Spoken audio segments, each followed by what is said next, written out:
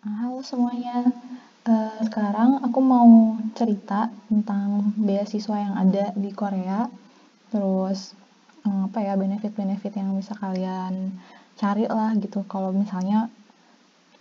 dapetin beasiswa di Korea itu nggak susah gitu. Sama sedikit cerita tentang gimana sih kehidupan di Korea Selatan gitu.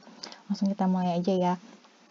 Jadi perlu teman-teman tahu kalau universitas di Korea itu ada yang tipenya negeri sama swasta, mirip kayak kita lah gitu.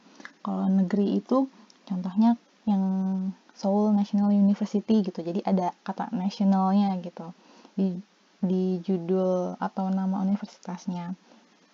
Atau bisa jadi bentuknya juga kayak research university, jadi belakangnya itu ada ST-nya gitu. ST-nya itu Science and Technology, kayak KAIST kalau kalian pernah dengar. Itu belakangnya adalah Science and Technology gitu. Itu kampus juga, dan tapi itu berbasis riset banget gitu, based on research. Ada juga yang namanya UST gitu. Cuma kalau UST ini nggak ada S1-nya gitu. Cuma ada S2 dan S3. Nah, kalau swasta ini macam-macam juga. Biasanya kayak kalau kalian pernah dengar Sky gitu ya, kampusnya di Korea itu salah satunya ada Yonsei University, Korea University gitu. Terus ada juga sekolah riset juga tapi private alias swasta, contohnya Postek itu di Pohang. Sama di Korea tuh banyak banget universitas yang khusus cewek gitu, kayak women's inilah gitu, banyak lah ya kalau dicari. Terserah kalian mau pilih universitas yang mana, coba dicari dulu majornya yang kalian pengen. Nah, untuk beasiswanya sendiri tuh ada bermacam-macam banget ternyata. Ada beasiswa kampus, ada dari profesor, ada dari pemerintah, perusahaan, banyak banget. Nah, lengkapnya kalian bisa cari di link studiinkorea.go.kr. Di situ akan merangkum banyaklah info-info beasiswa dan info detail tentang setiap universitas di Korea tuh ada di situ, bisa baca. Kalau misalkan males buka satu-satu websitenya universitasnya gitu ya. Nih, yang pertama beasiswa kampus, contohnya di SNU ya, di Seoul National University. Itu kampus tuh nyediain beasiswa buat mahasiswanya gitu. Bukan dari prof, bukan dari pemerintah, tapi dari kampus gitu.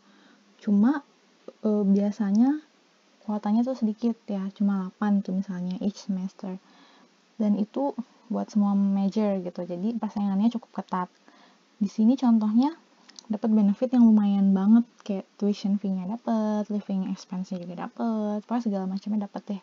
Jadi udah bisa tenang hidup tanpa perlu part time kayak gitu. Yang kedua ini ada beasiswa profesor, jadi kayak sebenarnya kita tuh kayak apa ya, biasanya model yang kayak gini tuh buat anak teknik kebanyakan atau sains gitu, yang kita kerjanya ada eksperimen gitu di lab. Jadi selain kita kuliah ngambil kelas itu, profnya atau supervisor kita atau pembimbing kita itu punya project riset gitu, project riset, dan kita harus ikut di dalam project itu. Jadi kita ngerjain eksperimen lah, kita ngerjain eksperimen dengan cara itulah kita tuh dibayar, kata lainnya gitu ya, dibayar. Dan itu maksudnya tuh beasiswa profesor tuh kayak gitu. Dan biasanya info ini tuh apa ya, dibagiinnya tuh suka personal gitu, kayak di share di grup WhatsApp. Kalau ada temen yang lagi butuh, profnya butuh student gitu, di share, bikin apa kayak semacam poster di WA lah atau di tempat yang lain. Tapi untuk lebih lengkapnya bisa cek di Instagram beasiswa Korea, atau pokoknya yang info-info Korea itu biasanya di share, atau di grup-grup Facebook, LinkedIn tuh kadang suka di share juga, cuma sharingnya bisa di WA atau di Instagram gitu. Biasanya yang kita, misalkan di lab aku profnya butuh student gitu, terus coba Siwi cariin dong misalnya Indonesia gitu yang mau gabung sama lab kita. Ya udah, nanti aku bikinin apa sih ya ininya ya, kayak posternya gitu, terus aku share ke teman-teman via WA, via IG, pokoknya disebarin lah kemana-mana kayak gitu. Terus ada lagi beasiswa perusahaan. Jadi perusahaan di Korea tuh banyak banget yang nyediain beasiswa. Contohnya Daewoo, Samsung, pokoknya perusahaan-perusahaan besar deh di Indonesia itu, di Korea itu banyak yang ngasih beasiswa gitu. Nggak cuma beasiswa kuliah, ada juga beasiswa internship, ya pokoknya, atau training gitu ya, untuk meningkatkan kualitas diri, itu banyak banget. Jadi bisa dicari di Google dan dicek ke ininya, apa namanya, persyaratannya. Bisa juga dicari di Instagram, kalau Daewoo tuh ada Instagramnya di Daewoo. Kalian bakal dapat update segala macam tentang info beasiswa atau training atau intern di sana gitu. Nah, selanjutnya beasiswa GKS atau yang dulunya namanya KGSP ya. Itu adalah beasiswa dari pemerintah Korea. Nah, ada dua jenisnya, Embassy Track sama University Track. Nah, kalau Embassy Track itu artinya kita apply-nya ke kedubes gitu. Kalau University Track kita apply-nya ke kampusnya langsung. Nah, biasanya pembukaannya itu kalau untuk kedubes yang Februari, tapi itu yang ini ya, yang buat yang graduate ya, ini yang buat S2 S3 ya. Kalau S1 biasanya di akhir kayak Oktober, sekitar bulan itu, terus Oktober September ya. Nah, terus kalau kita apply-nya ke universitasnya langsung, itu tergantung universitasnya, dia nge-set deadline sendiri-sendiri kapan maksimal ngirim dokumen ke universitas, antara rentang Januari sampai April Maret lah ya gitu, nggak jauh-jauh beda sama Embassy Track gitu. Jadi mungkin kalau balik lagi ke sini, kalau ke Embassy itu kalau kita apply-nya ke Embassy cuma kita bisa pilih 3 universitas yang kita mau. Misalnya kita mau pilih SNU, terus Yonsei, satunya lagi di Busan gitu misalnya. Harus ada satu kampus yang nggak di Seoul doang lah gitu, atau di daerah ramainya Korea doang gitu. Tapi kalau di University Track kita cuma bisa apply ya satu kampus itu aja. Jadi kita misalnya mau masuk KAIST, ya udah kita daftarnya, kita apply-nya ke KAIST langsung gitu. Jadi kita kirim dokumennya ke KAIST, kita kirim dokumen via pos gitu, yang kurang lebih bayar beberapa ratus ribu sampai sana 3 hari atau kurang dari seminggu. Nah kayak gitu. Jadi kalau Embassy Track karena ada 3 pilihan, kalau kita nggak lolos di satu ya kita bisa ditawarin ke pilihan kedua gitu. Habis itu kalau misalkan nggak lolos ditawarin ke pilihan ketiga. Tapi kalau University Track nggak kayak gitu, karena cuma satu universitas doang yang kita pilihkan. Cuma keuntungannya adalah biasanya yang daftar ke University Track itu lebih jarang daripada via Embassy Track. Jadi sayangnya lebih dikit lah, boleh dibilang sih kayak gitu. Jadi ya ada untung ruginya masing-masing, jadi silakan dipertimbangkan. Nah, ini benefit beasiswa GKS ya, bisa dibaca juga sebenarnya di website yang tadi, yang studi Korea itu cukup lengkap, cukup mengcover semuanya, nggak perlu part-time. Ada beberapa bonus kalau misalnya bisa bahasa Korea juga. Oh iya, kalau beasiswa GKS ini kita harus sekolah bahasa dulu. Itu sekolah bahasa Korea ya. Itu sampai kita dapat level 3 Korea topik ya, namanya topik. Jadi topik itu ada level 1 sampai 6. Kalau kita bisa lulus level 3, itu kita udah bisa selesai gitu sekolah bahasanya, dan kita lanjut untuk studi S2 atau S3-nya gitu. Bisa juga sih kalau nggak pakai sekolah bahasa, asalkan kita itu udah punya sertifikat topik level 5 atau 6. Ini tahapan seleksinya ya. Jadi mereka itu ada kayak apa ya, di Korea itu kayak Kementerian Pendidikan kali ya, itu mirip-mirip kayak gitu, namanya NIIED. Jadi semua yang daftar ke kampus atau melalui kedubes itu bakalan di screening sama NIIED ini. Abis itu mereka bakalan ngumumin siapa aja yang bisa lulus berkas. Habis diumumin, kalau buat yang daftar di kedubes itu ada apa ya, seleksinya sendiri gitu. Seleksinya sendiri adalah yang pertama wawancara di kedubesnya. Habis wawancara di kedubesnya, itu second round. Nah, third roundnya itu adalah kalau kita udah lolos wawancara, nanti universitas yang mempertimbangkan gitu. Yang pilihan kita nih misalnya SNU, itu mau nggak ya nerima kita. Kalau nggak mau, kita dilempar ke pilihan kedua, misalnya apa, Yonsei gitu. Tapi kalau mereka butuh untuk wawancara kita, bisa jadi kita diminta untuk wawancara langsung sama mereka, kalau enggak ya enggak gitu. Kalau yang track university ini biasanya langsung wawancara ke ininya ya, ke kampusnya langsung minta wawancara, habis itu langsung diumumin gitu. Jadi agak lebih sebentar gitu ya prosesnya kalau dari university track. Nah, pengalaman daftar itu ya pernah juga di jalur embassy itu gagal.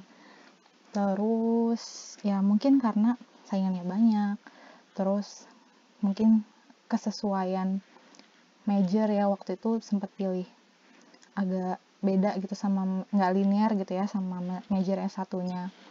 Nah, kalau jalur universitas itu lebih apa ya, lebih gampang gitu, lebih cepat gitu ternyata daripada via embassy. Nah, habis itu wawancara beasiswa GKS dari kayak yang tadi aku bilang, langsung dari universitasnya.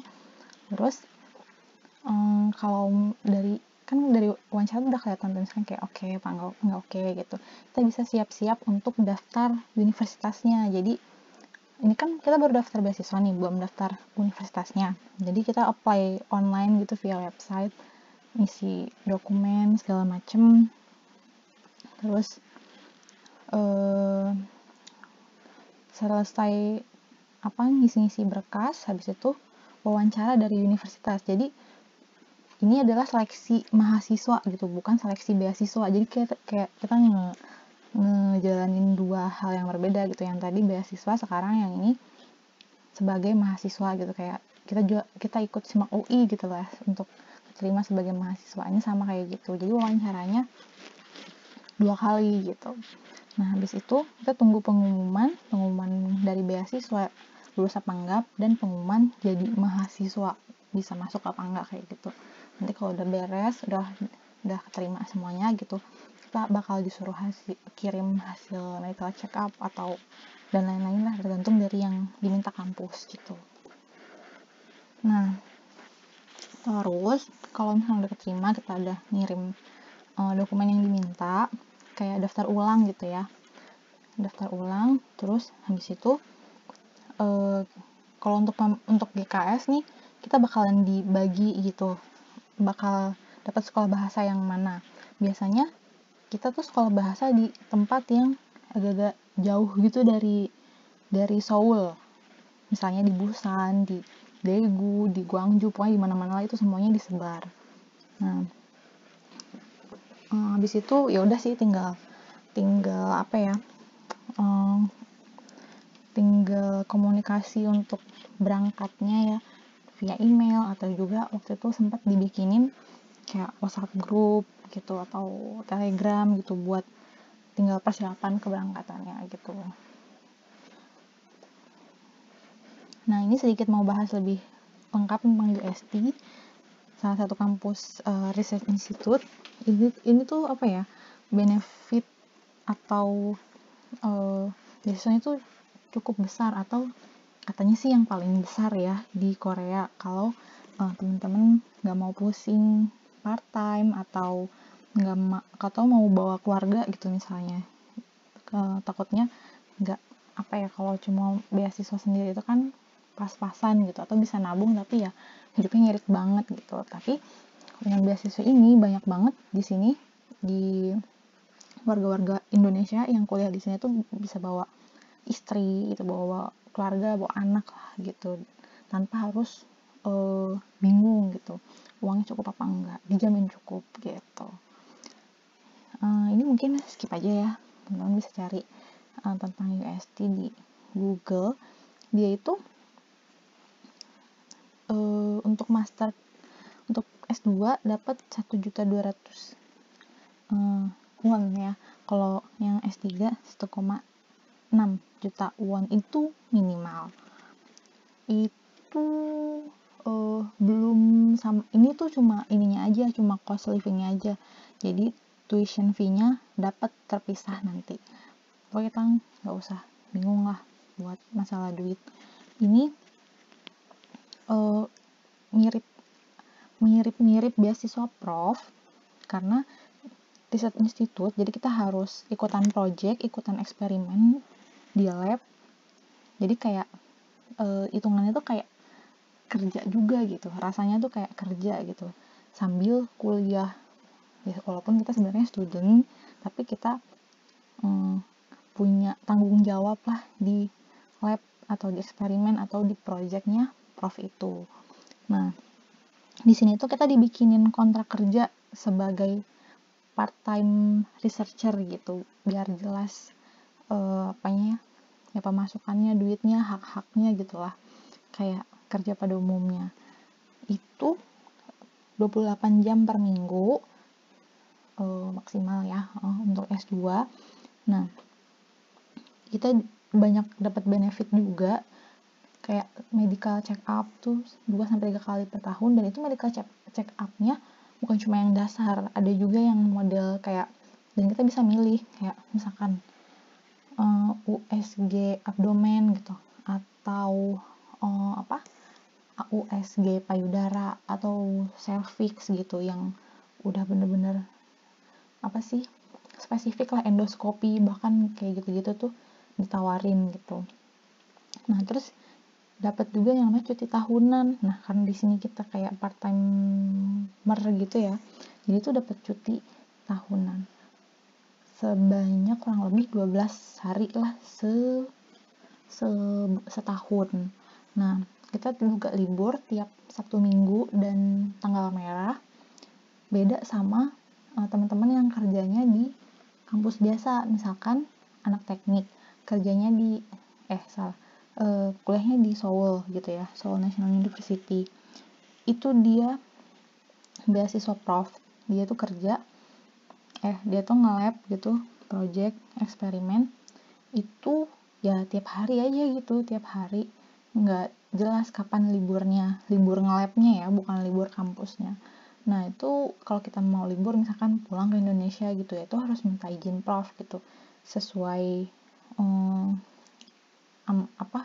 diskusi sama prof aja. Tapi kalau di UST ini tuh jelas kita dapat cuti jelas gitu, 12 hari gitu misalnya kita mau pakai buat buat pulang ke Indonesia atau mau ngapain, ngurus apa itu bisa gitu. Nah, terus kita juga dapat semacam uang pesangon gitu ketika lulus. Jadi kalau misalkan udah selesai kampusnya ataupun berhenti di tengah jalan, itu kita dapat ya semacam uang pesangon itu. Terus ini juga udah termasuk, kita juga udah dipotong pajak tiap bulannya, nggak gede sih. Terus udah ada asuransi kesehatannya juga, jadi lumayan banyak benefitnya. Terus di kampus ini juga ada support untuk biaya conference. Jadi kalau misalkan teman-teman mau conference di luar negeri atau bahkan di Indonesia ya nggak boleh di negara sendiri gitu, di luar negeri gitu misalnya, atau mau training di luar negeri, itu tuh bisa dapat biaya support kalau kita apply gitu. Dan banyak banget apa ya, acara-acara kayak yang scientist lah segala macam, itu kita bisa dapat banyak benefit lah dari situ kayak gitu. Nah, terus kalau misalkan kita udah lulus mau tinggal di sini atau cari kerja di sini, itu kita bisa dapetin visa khusus gitu dan lebih gampang, atau bahkan permanent resident kalau tertarik. Itu syaratnya yang normalnya tuh kayak panjang dan lama itu bisa. Kalau habis lulus dari sini, dari yang Research Institute University gitu, itu bisa lebih gampang, lebih cepat. Ini tahapan seleksinya di UST, ada seleksi berkas, terus ada interview, habis itu langsung pengumuman, sama sih kayak yang lain. Ini buat perbandingan di KAIST, GIST, DIGIST, UNIST, pokoknya model-model Research Institute kurang lebih ya sama, tapi silakan di cek sendiri deh. Kalau tertarik bisa dilihat-lihat. Kalau di Korea sendiri itu sebenarnya ramenya itu di daerah Seoul dan sekitarnya gitu. Ini sekilas info aja tentang kehidupan di Korea. Banyaknya tuh ngumpulnya di Seoul atau sekitarnya. Jadi kayak kalau misalkan kita kuliah di luar daerah situ ya ngerasa sepi gitu loh, ya nggak sepi banget, tapi beda lah sama Seoul tuh yang rasanya tuh kota banget atau kayak Jakartanya banget lah gitu. Jadi mungkin nanti ngerasain perbedaan banget lah kalau kuliah di luar daerah Seoul gitu. Nah, ini tips-tips untuk gimana biar bisa keterima gitu. Pertama adalah, dan yang paling penting adalah coba hubungin prof dulu sebelum kita apply kampus di situ gitu. Saya mau apply kampus di Seoul National University. Nah, kita email dulu profnya. Prof, kurang lebih gini isinya, kayak nama saya ini gitu, kayak ceritain backgroundnya, terus kayak saya tertarik nih sama bidangnya prof yang gini, soalnya gini gitu. Terus kalau bisa lampirin semacam cover letter atau CV biar profnya bisa baca tentang kita. Terus kalau dia tertarik kan dia bales gitu. Jadi kalau misalkan dia mau, dia tertarik nih sama kita gitu, boleh join gitu, kebetulan lagi butuh student atau kebetulan lagi ada project, lagi ada fund gitu.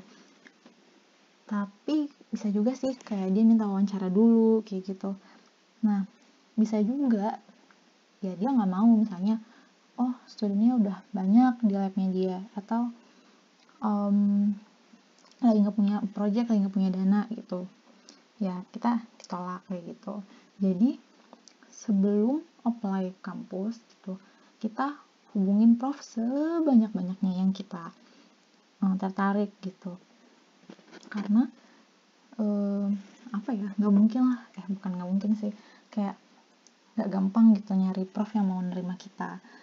Dari kasus aku kayak hubungin semacam sekitar 40-an 50-an gitu, dan yang kayak cocok gitu, yang nerima tuh ya 1-2 gitu.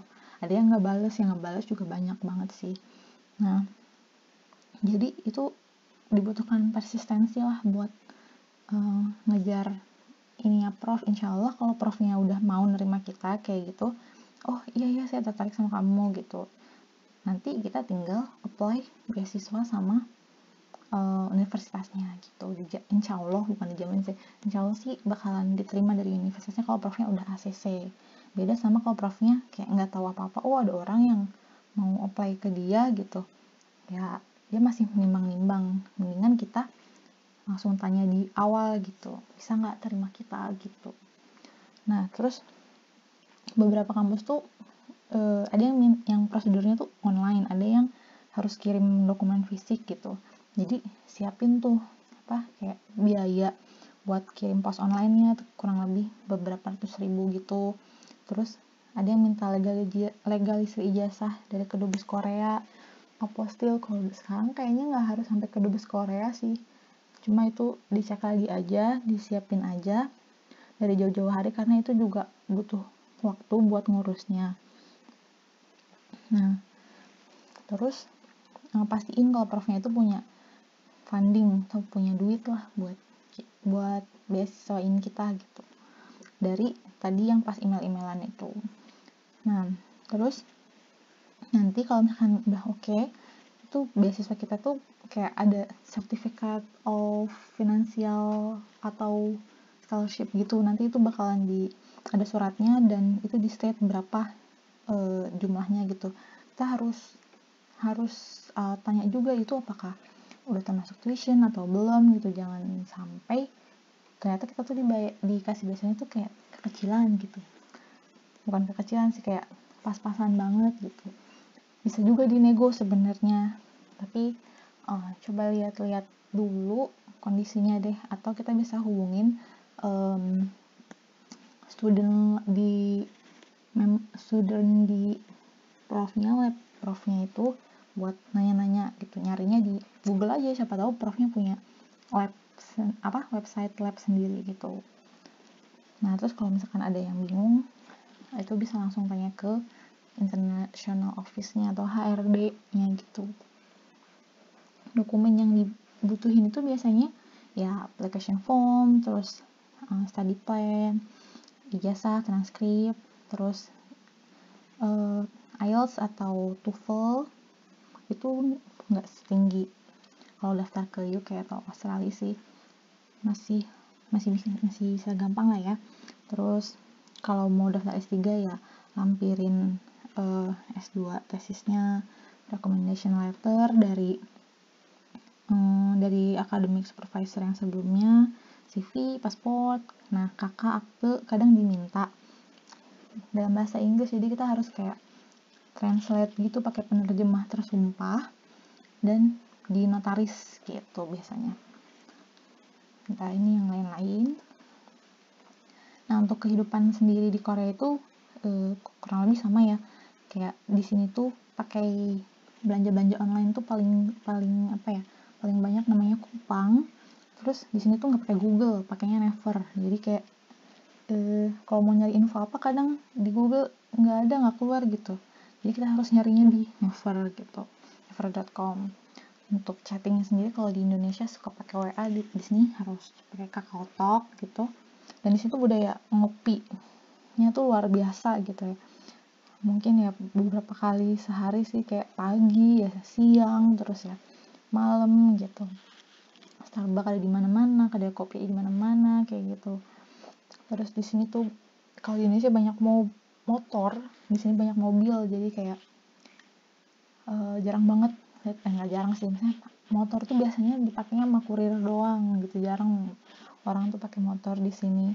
Dan mending ngebut banget ya, jadi kayak harus hati-hati gitu sebagai pejalan kaki atau naik sepeda gitu. Terus untuk nyari makanan halal kalau di luar Solo agak susah. Kalau buat belanja tuh kita bisa via online gitu, ada yang kayak jualan daging halal, atau ke Asiamart sih yang banyaknya, Asiamart itu. Dan di Korea itu safe banget karena jarang banget ada accident atau kriminalitas.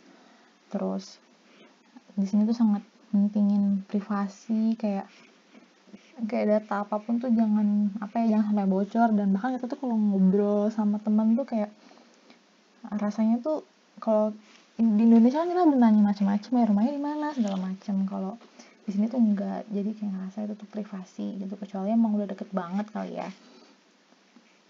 Terus di sini kalau buat ngekos itu butuh deposit dulu gitu, kayak ya deposit. Misalkan mau ngekos itu 2 tahun gitu, tergantung ownernya dia minta deposit berapa, misalnya 1 juta won, 4 juta won, anggap aja kali 10 gitu ya, berarti kita bayar 10 juta rupiah sampai 40 juta rupiah gitu. Nanti itu deposit bakal dibalikin ketika kita keluar dari kosan gitu.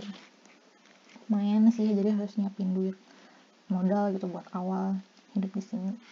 Nah, perkiraan biaya hidup itu kalau sendiri sebenarnya cukup sih kalau 500.000 sampai 1 jutawan. Itu kalau 500 ribuan tuh kalau kayak ngirit banget gitu. Nah kalau keluarga itu kira-kira 1 jutawan tuh udah cukup, nggak ngirit banget sih. Atau yang agak-agak boros atau sering belanja ya 2 jutawan gitu. Nah di situ banyak banget part time sebagai di restoran gitu misalnya, atau banyak banget deh kayak cuma ngantri apa tuh buat album NCT gitu lah misalnya. Pokoknya banyak banget, bisa jadi kasir CEO tuh kayak kasir Indomaret gitu, itu banyak banget. Terus jadi interpreter, jadi tour guide tuh banyak banget di sini change-nya gitu. Apalagi kalau daerah Seoul ya, itu banyak banyak kesempatan part time. Terus part time itu dibayarnya kurang lebih 10.000 won per jam, itu minimal, karena kayak UMR-nya segitu gitu. Maksimal 10 jam per minggu, kalau punya topik bisa jadi 25 jam per minggu. Nah ini sedikit budaya kayak Korea tuh pali gitu ya, pali, jadi kayak apa tuh cepat gitu, kayak jalan aja tuh cepat. Terus kalau kita pesen barang tuh kayak misalnya sayuran gitu di online gitu, besok paginya jam 4 jam 6 tuh udah nyampe, padahal kita pesannya jam 12 kurang gitu, jam 11 malam gitu misalnya. Kayak mereka tuh apa cepet gitu, bahkan nyetir aja cepet. Kalau ngelihat mobil nyetir tuh di jalan tuh apa ya, ngebut banget gitu ya. Pokoknya kayak kerja juga, aduh pokoknya semuanya cepet gitu. Jadi ya harus beradaptasi lah sama kehidupan di sini gitu. Sebelum nyemplung ke sini harus menyiapkan mental lah, kayak ternyata budaya di Korea tuh kayak gini, jadi kita bisa nggak terlalu kaget gitu kan. Indonesia kan agak-agak nyantai gitu space-nya gitu. Jadi ya mudah-mudahan bisa menjadi gambaran buat teman-teman semua ya. 감사합니다.